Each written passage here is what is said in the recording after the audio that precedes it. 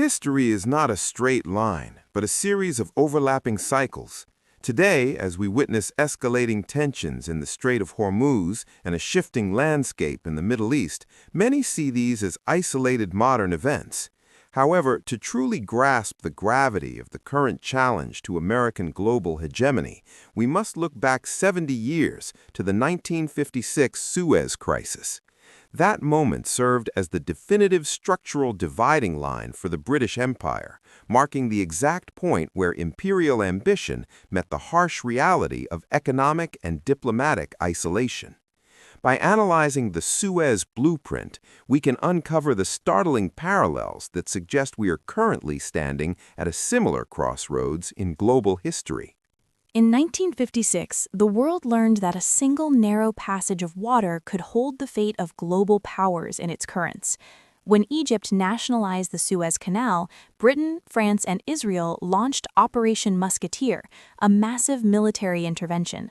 While they quickly seized their objectives on the ground, they were defeated by a brilliant strategic countermove.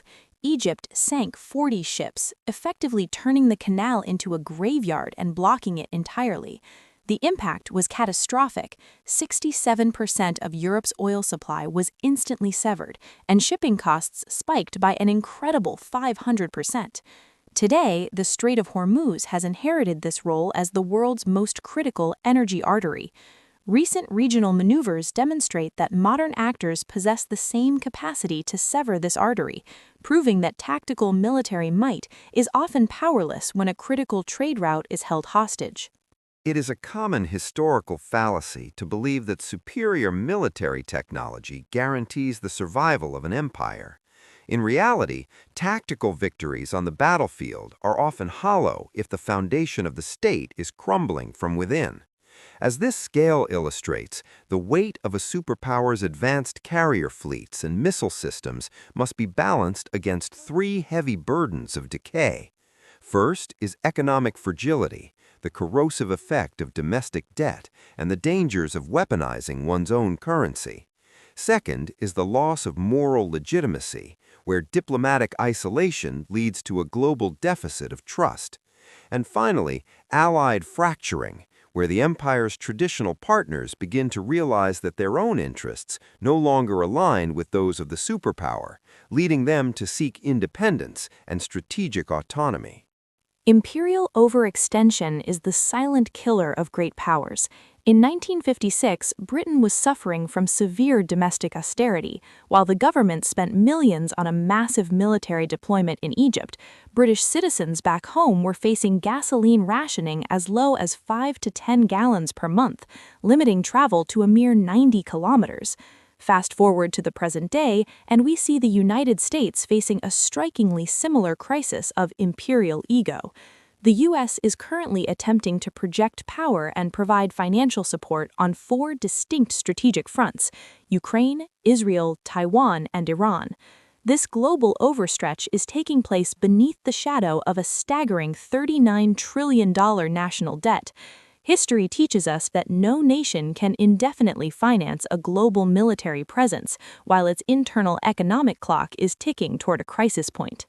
In the mid-20th century, the United States used its economic might to settle the Suez crisis, not by firing a shot, but by weaponizing the dollar.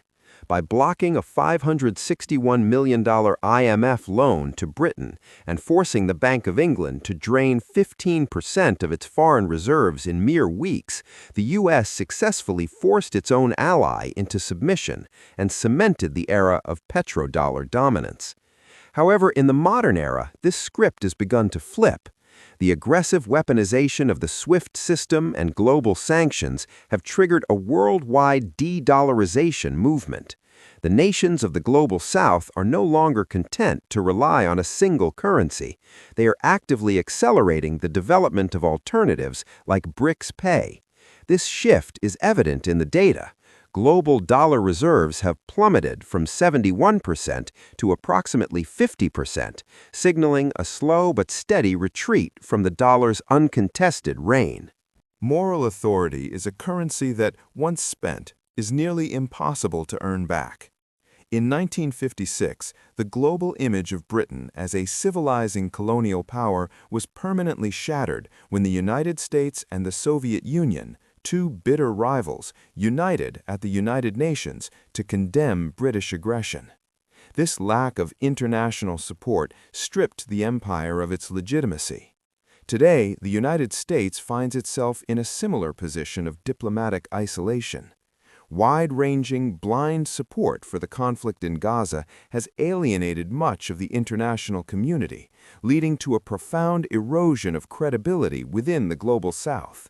As the rule-based global order is increasingly viewed as a set of rules that apply to some but not to others, the moral foundation required to lead a global coalition is beginning to wash away. One of the most significant consequences of the Suez Crisis was the fracturing of Western alliances. After being abandoned by the U.S. during the crisis, France realized that its core geopolitical interests were no longer guaranteed by Washington, leading them to launch their own independent nuclear program to ensure their survival. We are witnessing a powerful recalibration of Europe today. As U.S. security guarantees appear increasingly inconsistent or tied to domestic political whims, European NATO members are beginning to look beyond the traditional security umbrella. From Paris to Berlin to Warsaw, there is a growing movement to restructure defense architectures that emphasize European autonomy. The era of unquestioned reliance on a single fated superpower is ending, replaced by a push for independent strategic destiny.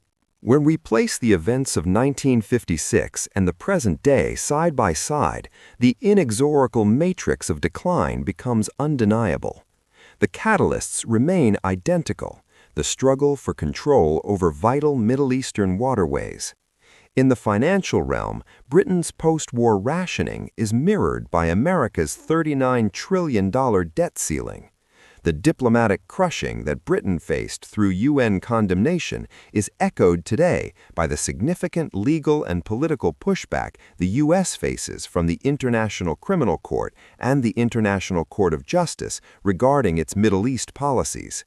Perhaps most importantly, the trust that once bound allies together has been replaced by a search for independent paths.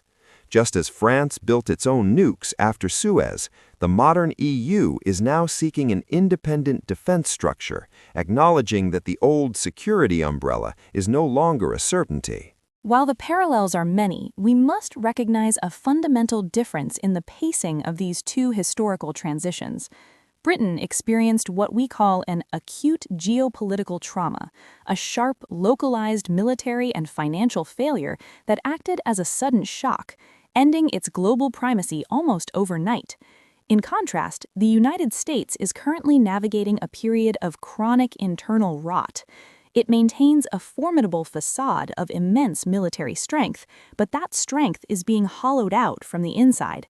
This is a slow-motion collapse fueled by systemic internal debt, a culture of overextension, and the corrosive effect of a global trust that is being lost one diplomatic crisis at a time.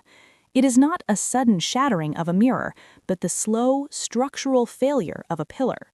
The collapse of the British Empire at Suez birthed a rigid, bipolar world where two superpowers, the US and the Soviet Union, held the balance of power. However, the current decline of American hegemony is not leading to the rise of another singular ruler.